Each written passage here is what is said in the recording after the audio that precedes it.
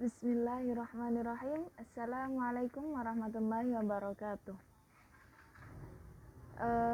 Saya selaku presentator materi studi Islam dan diskursus kontemporer Islam dan gender, mata kuliah metodologi studi Islam yang diampu oleh dosen Bapak Miftadiin Sarjana Filsafat Islam MSI. Oke, setelah itu sebelum masuk ke materi, perkenalan dulu. Nama saya Sekar Deiba, NIM 205221059. Oke, langsung saja masuk ke pembahasan. Yang pertama yaitu pengertian dari gender. Apa sih gender itu? Oke, gender sendiri berasal dari kata dari bahasa Inggris yang sama juga penulisannya juga gender, berarti jenis kelamin. Dalam Webster New World Dictionary, gender diartikan sebagai perbedaan yang tampak antara laki-laki dan perempuan dilihat dari segi nilai dan tingkah laku. Gender adalah pandangan atau keyakinan yang dibentuk masyarakat tentang bagaimana seharusnya seorang perempuan atau laki-laki bertingkah laku maupun berpikir. Misalnya pandangan bahwa perempuan ideal harus pandai memasak, menyuci, terus ngepel, bersih-bersih, merawat diri, juga lemah lembut. Atau keyakinan bahwa perempuan itu orang yang sensitif, emosional, terus selalu semua halnya itu dilakukan dengan perasaan. Sebaliknya, seorang laki-laki sering dilukiskan berjiwa pemimpin, selalu memakai pemikirannya sendiri untuk melakukan hal-hal yang akan ia tindaki. Terus pelindung, sebagai kepala rumah tangga, orangnya rasional, tegas, dan sebagainya. Dengan singkat, gender secara jenis kelamin sosial yang dibuat masyarakat itu belum tentu benar. Menurut Hedi Sri Ahimsa, Guru Besar Antropologi Fakultas Ilmu Budaya Universitas Gadjah Mada, menegaskan bahwasannya istilah gender dapat dibedakan ke dalam beberapa pengertian, yaitu yang pertama, gender sebagai suatu istilah asing dengan makna tertentu.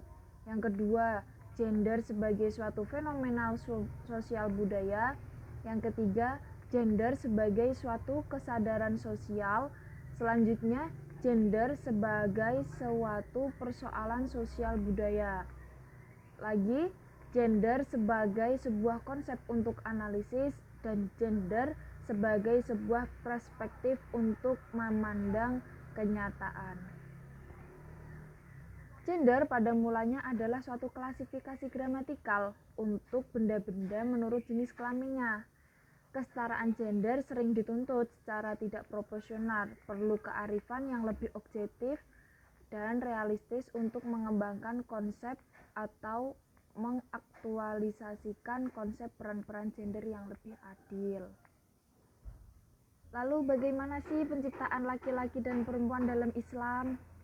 Karena setelah tadi dijelaskan bahwasanya gender itu adalah jenis kelamin, pastikan kalau di dunia ini yang kita tahu itu kelamin ada dua ya, laki-laki dan perempuan. Nah, yang sekarang itu bagaimana sih penciptaannya? Kalau dalam Islam itu yaitu dalam Islam proses penciptaan laki-laki dan perempuan itu dimulai dari Nabi Adam dan Siti Hawa. Bagaimana sih penciptaannya manusia itu? Dalam proses Islam, penciptaan laki-laki dan perempuan itu dimulai dari Nabi Adam dan Siti Hawa. Dalam Al-Quran terdapat dua penciptaan yang berbeda, yaitu pertama dari primordial, tahapan primordial, yang artinya yaitu manusia pertama diciptakan dari atin, tanah, at-turab yang berarti debu, min sol tanah liat, min hamain masnun atau tanah lumpur hitam, yang diciptakan Allah dengan bentuk yang sempurna. Ada juga dalam hadis yang diriwayatkan oleh Bukhari dan Muslim menyatakan bahwa ruh ditiupkan Allah pada janin setelah ia menjalani perkembangan 40 hari nutfah. 40 hari alaqah, dan 40 hari mudghah. Setelah Nabi Adam diciptakan, selanjutnya Allah menciptakan Siti Hawa. Ia diciptakan dari tulang rusuk kirinya Nabi Adam. Siti Hawa memiliki bentuk tubuh yang tinggi badannya sama dengan Nabi Adam. Allah pun memperindah dengan wujud yang lebih feminim dan kecantikannya melebihi 1000 bidadari. Tahapan yang kedua yaitu penciptaan secara biologis. Dalam proses ini, manusia tercipta dari intisari tanah yang dijadikan air mani atau nutfah yang tersimpan dalam tempat yang kokoh yaitu rahim. Kemudian air mani dijadikan segumpal darah atau alaqah yang menggantung di dalam rahim atau alaqah tersebut berkembang menjadi mudghah. Kemudian dibalut dengan tulang belulang dan lalu ditiupkan ruh. Allah telah menciptakan laki-laki dan perempuan dengan bentuk yang terbaik, dengan kedudukannya yang paling terhormat. Manusia juga diciptakan mulia dengan memiliki akal, perasaan, dan menerima petunjuk. Oleh karena itu, Allah tidak mengenal pembedaan antara laki-laki dan perempuan.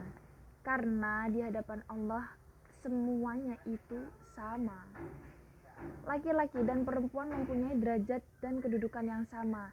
Dan yang membedakan antara laki-laki dan perempuan hanyalah dari segi biologisnya, yaitu dari bentuk-bentuknya saja.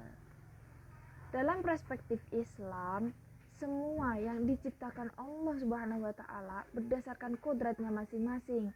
Para pemikir Islam mengartikan kodrat di dalam Al-Quran dengan ukuran-ukuran dan sifat-sifat yang ditetapkan Allah bagi segala sesuatu itu dinamakan kodrat.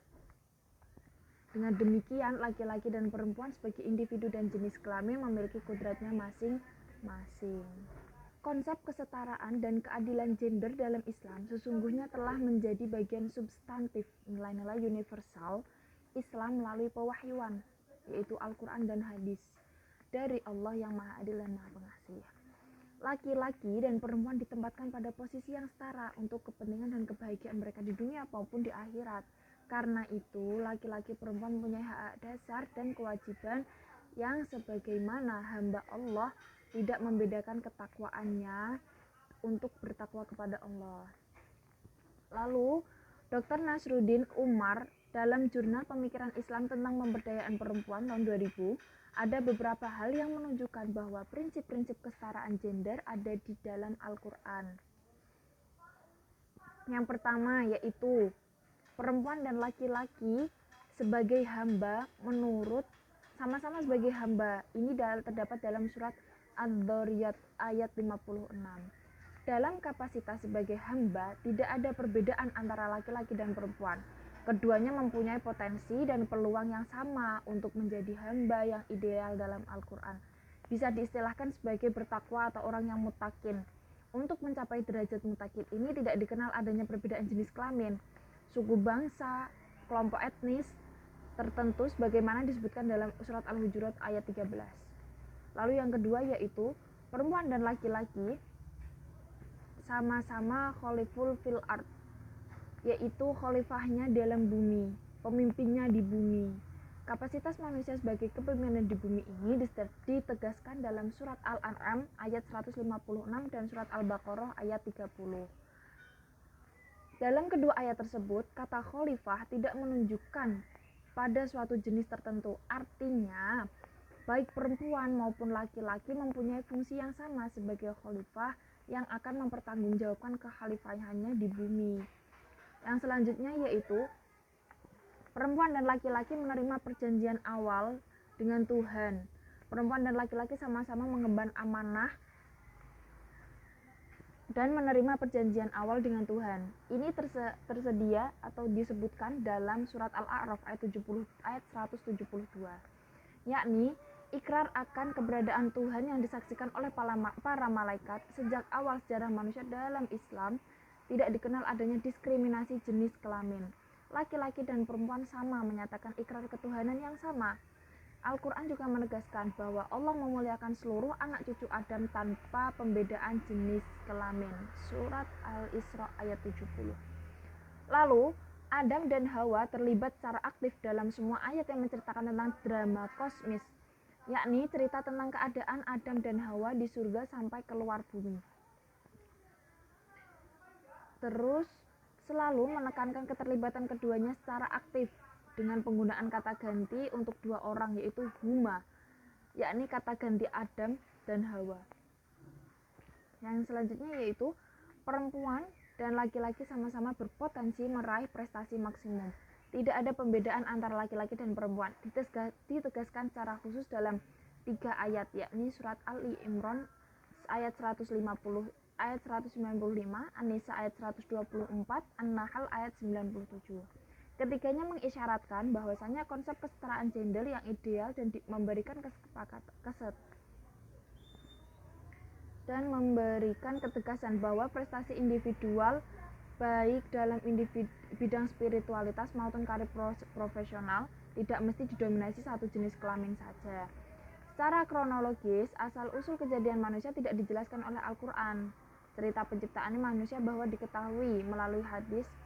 Oke, begitu dari saya. Kurang lebihnya mohon maaf. Wassalamualaikum warahmatullahi wabarakatuh.